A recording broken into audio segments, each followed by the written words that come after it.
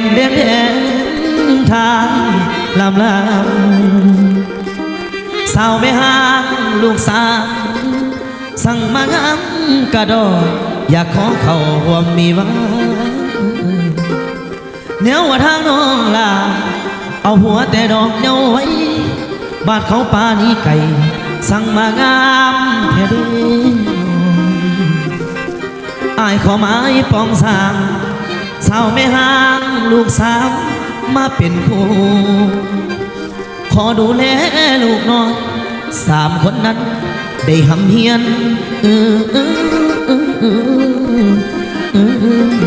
เด้อนางน้อง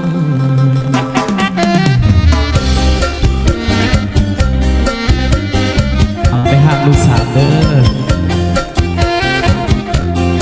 เอาจัดให้ตามคำข้อเนาะไอ้ใหญ่เนาะปกป้องวงดนตรี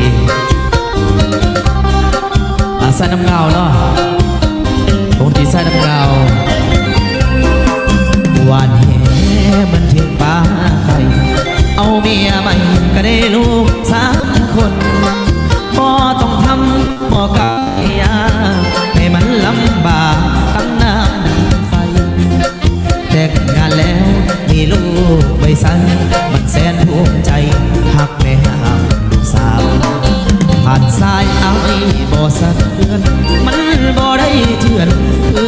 กับฟังเสียงพอเพียงเขาเข้าใจกันความกันสร้างฝันก็สุขใจแล้วดีอายโอเคน้องก็โอเคบ่ได้มันเลยเต็มใจหาโอ้แม่ห้างลูกสาวน้องมีความงาม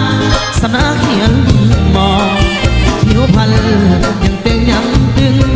นว่าเป็นหนึ่งบ่มียังทองแก้มไปลอยถือใจกระดองพวกเขาไปต้องเข้าใจเอาเองน้องเก่งเพียงเงินการสร้างเก่งในทุกด้านที่อายต้อง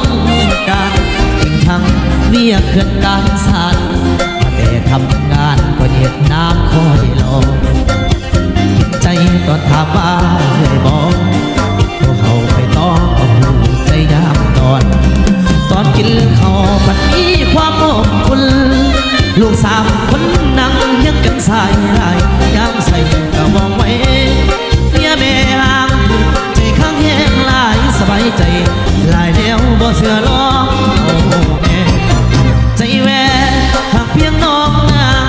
ไม่ห่างลูก3บ่ต้องน้อยใจหัวเจ้าป่าหน้าไปบุญเขาบ่หลายบ่ได้อยู่กับน้องลูก2ก็หักมาหมดแล้วเหลือเพียงน้องแก้วแต่ห่างลูกอย่าน้อยใจไปเลยคนงามให้เฝ้าติดตาม